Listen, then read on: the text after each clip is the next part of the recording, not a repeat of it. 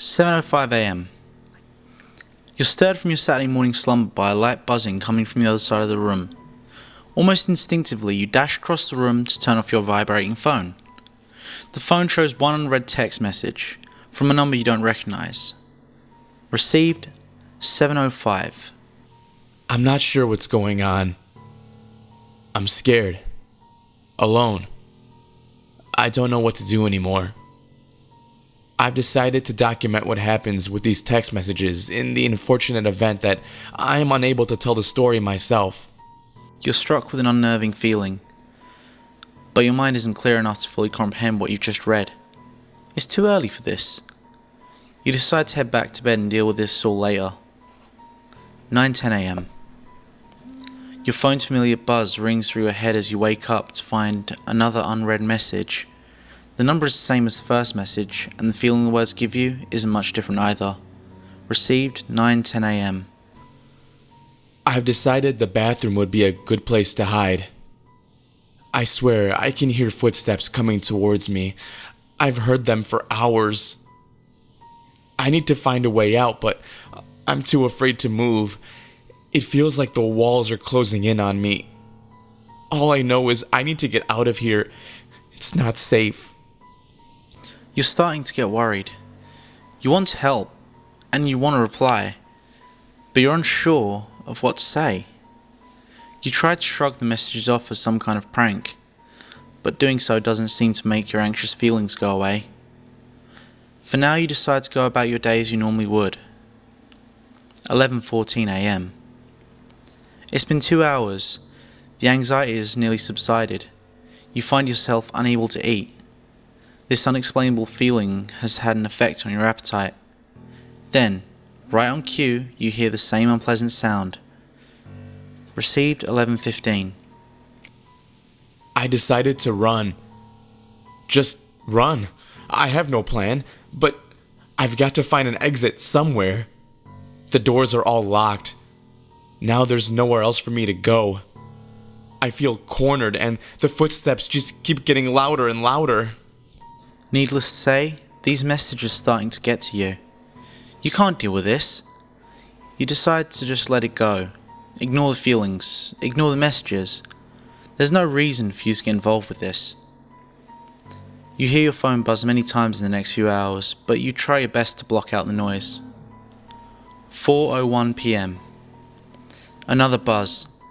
The anxiety is becoming overwhelming. Enough is enough. You check your phone to find 4 unread messages, all from the same number as before. Received 12:13. I don't know how long I've been running. The footsteps won't go away. I can't escape them no matter how fast I run. They just keep getting louder, and they're starting to seem ubiquitous.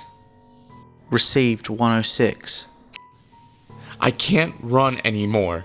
The footsteps are deafening, and there's pounding on the walls all around me. I must be going insane. There are voices in my head. The halls are speaking to me, but the words are unintelligible. Received 2:24. The footsteps, the voices, every sound has stopped. All that's left is a horrific ringing. My ears have begun to bleed. My hearing is nearly gone, and it feels like my vision is beginning to fail as well. Nothing seems to be the color it should be. The once large array of colors has now turned into various shades of black and red.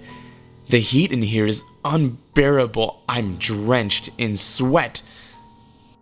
Received 4:01. I'm seeing shadows out of the corner of my eye.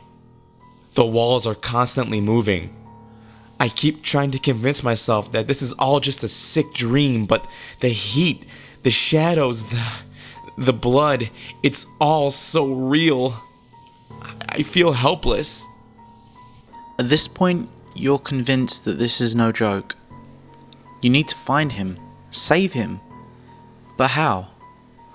What could you possibly do to help? All you can do right now is wait for the next message. Received 5:12. I've started to pound my head against the wall in an attempt to make the voices stop. I feel like I'm surrounded, constantly watched by someone or something.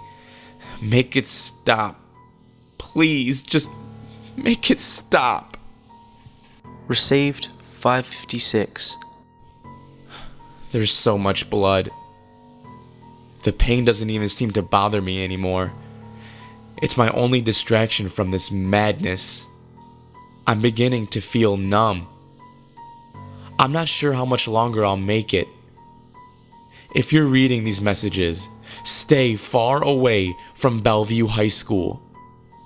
There's something terribly wrong with this place. At that moment you realise that whoever this person is, they aren't far from you. You go to that high school. This could be your chance. You could save him. 6:25 p.m. You've made up your mind. You're going to the school. You've got no idea what you're going to do when you get there, but you know that you've got to do something. You've waited long enough. Received 6:57. I can't take this. I can't stand another second of this nightmare. There's so much blood, I can barely breathe. I'm certain this will be all over soon. It has to be. Blood. So much blood. Make it stop. Please, just make the madness stop. You dart into the school and take a quick look around. The hall seems to be empty. Where is he? You expected to see a bloodbath. For the first time, you reply to the message. Sent, 7:02. I'm here. I'm at the school. Where are you? Almost instantly, you hear a buzz. Received, 7:02. I'm here. I'm at the school. Where are you? At first, you're confused. You reread the message over and over again. The pieces slowly come together in your mind. The messages you received all day, they were sent from your phone.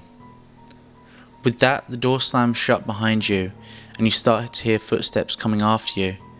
Scared and alone, you turn to run, catching a glimpse of the time displayed on the clock overhead. 7:05.